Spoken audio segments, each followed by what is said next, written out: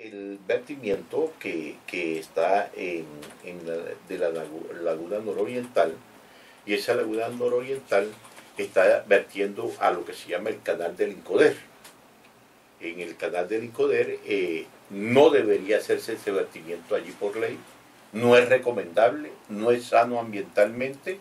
El Incoder ha venido históricamente protestando y exigiendo que no se siga vertiendo las aguas.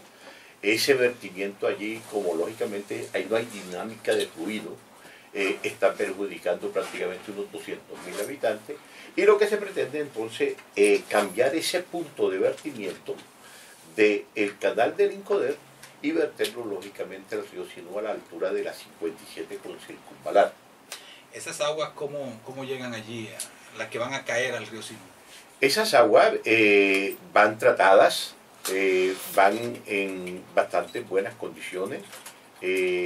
Por lo menos las remociones que nosotros estamos exigiendo en este momento aún no la está alcanzando Proactiva, pero yo pienso que lo importante es aclarar. Uno, esa misteriosa tubería está colocada desde hace muchísimos años allí, inclusive creo que antes de llegar yo a la dirección. En segundo lugar, lo que se está haciendo ahora es la travesía de la Circunvalar y de la Ronda para llegar al río. Es decir, es el trayecto del remate o el trayecto final. Pero el hecho de que se haga ese trayecto final y lógicamente se llegue al río Sinú a su lecho para colocar la tubería de descarga, no implica necesariamente que se vaya a descargar. ¿Por qué? Porque nosotros estamos exigiendo en la licencia unos parámetros físico-químicos y unas remociones que Proactiva aún todavía no alcanza, con todo que está operando bien la laguna, pero nosotros estamos siendo más exigentes. Entonces, hasta que ellos no alcancen los parámetros que nosotros estamos estableciendo, ellos no pueden empezar a verter al río Sinú. Es decir, ellos están haciendo actos preparatorios, pero yo no quiero implicar que todavía, porque nosotros como autoridad ambiental somos celosos y estamos siendo más exigentes, inclusive estamos haciendo unos parámetros más rígidos que lo que la normatividad ambiental en sí es sobre el particular. ¿Quién va a hacer esas pruebas químicas, por decirlo de alguna manera, para saber si se están cumpliendo esos parámetros de la CBS? ¿O ustedes tienen ese laboratorio o lo contratan? Bueno, por ley es el concesionario el que compete pasar esos estudios a la corporación. Pero todo para... O sea, la misma Proactiva se contrata a quien le va a hacer los exámenes al agua, ¿verdad? O sea, yo con yo. La ley establece que es yo con yo. Pero la corporación, en este caso particular, por la responsabilidad que tiene que tener con el cuerpo de agua y con los monterianos, nosotros hemos decidido que también la corporación va a contratar estudios de seguimiento permanente para confrontar los resultados que nos pasa el concesionario con los resultados que contrata la corporación. Bueno, también bueno anotar que además, aunque la obra se concluya, hay un tema que la corporación no ha otorgado, que es el permiso de ocupación de cauce. Entonces, falta, uno, que Proactiva mejore el tratamiento y la calidad de los vertimientos. Y en segundo lugar, que la corporación dé el permiso de ocupación de cauce, que hasta la fecha no lo ha dado, no lo ha otorgado. Entonces, la obra, si bien es cierto, está avanzando, no implica que necesariamente se vaya a descargar de manera inmediata, porque es necesario que primero se cumpla con la exigencia y los parámetros físico-químicos que está ordenando la corporación.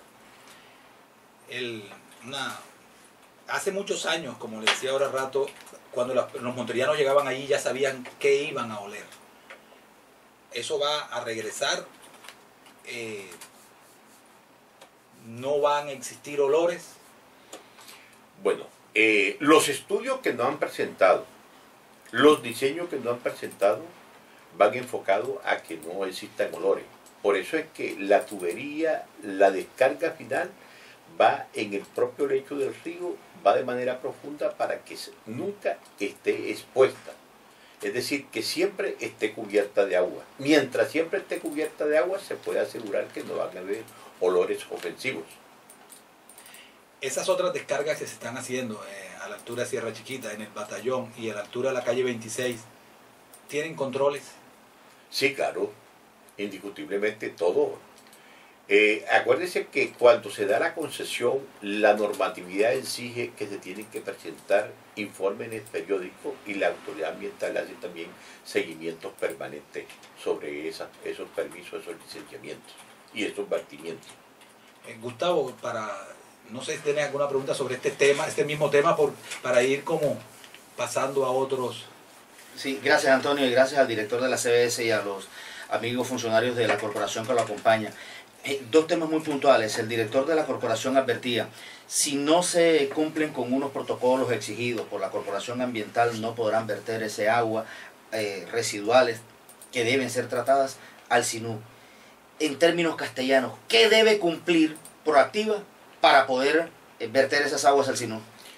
Bueno, a mí me gustaría que se vuelva el tema porque es un tema bien especializado. El doctor Tavera, su dirección de planeación de la corporación, hicieron unas precisiones sobre el particular.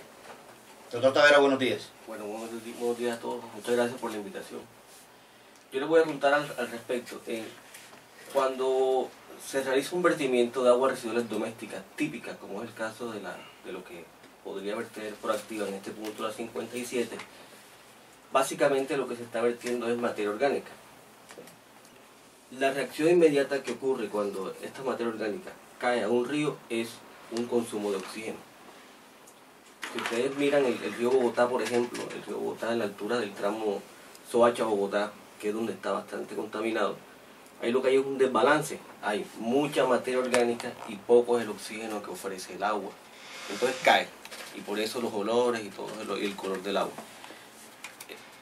Creemos y tenemos, digamos, cierta línea base para entender que el río Sinú, manejando volúmenes muy grandes de agua, es capaz de diluir las cargas contaminantes que le llegan en términos de materia orgánica. Nosotros, por ejemplo, hemos revisado que aguas abajo del vertimiento de la margen izquierda, el oxígeno, como bien lo mencionó el director, se mantiene en unos niveles aceptables. ¿Aceptables en base a qué? A la resolución de los objetivos de calidad que están vigentes, que fueron establecidos por la corporación unos años atrás. A lo que el director se menciona del cumplimiento estricto es que en un vertimiento, un concesionario debe velar, además de preocuparse por su remoción, es decir, preocuparse por su planta de tratamiento, también debe velar porque el vertimiento ya en el agua no supere el objetivo de calidad que está vigente. Es decir, tiene que mejorar, tiene que esforzarse, tiene que realmente cumplir unas buenas metas de remoción para que nunca el oxígeno en el río decaiga por debajo de los 6 miligramos, que es el estándar que está vigente en estos momentos. ¿Cómo hacer, señor Tavera, para saber que se está cumpliendo con ese estándar? Esas son mediciones periódicas que deben hacerle al río aguas abajo al vertimiento. O sea, periódicamente debemos ir como corporación, vigilar, tomar muestras, revisar que ese checklist de objetivos de calidad se estén cumpliendo. En el momento en que eso no ocurra, pues ya tendríamos que requerir al concesionario y revisar qué prácticas están generando que no están permitiendo eso. Si es el caso que les atañe a ellos, porque encontremos que ellos son usuarios legales, pero también por ahí aparecerán ilegales que no sabemos, entonces también había que esclarecer responsabilidades. Hasta el momento identificados son los vertimientos que el director mencionó. Urrá opera el río Sinú. Hay veces que el río Sinú baja su capacidad de metros cúbicos por segundo. Cuando Urrá no está que el río baja mucho, sí. ¿Qué va a pasar allí? O sea, ahí debe descompensarse ese caudal, al bajar el caudal, pero siguen las descargas. Sí. Eso fue, digamos, en su momento cuando se intentó el expediente técnico, se intuyó que eso podía suceder en algún momento y se hizo como una especie de modelo, ¿cierto?, que en estos casos se aplica para establecer cuál sería el resultado final. El caudal mínimo que maneja la hidroeléctrica está entre los 70 a los 75 metros cúbicos por segundo. Eso es lo que se le pide a ellos que cumplan. Sin embargo, nosotros fuimos más estrictos y trabajamos con un caudal que históricamente se ha presentado, pero es poco probable, que son caudales de 50 metros cúbicos por segundo. Eso es un caudal histórico mínimo que podría manejar el río. En esa condición estricta, sumada a la máxima descarga que pudiera tener el vertimiento, encontramos que aún así el río es capaz de recuperarse rápidamente. Entonces, digamos que como corporación cubrimos de alguna forma todos los escenarios posibles a fin de evitar que eso pudiera suceder.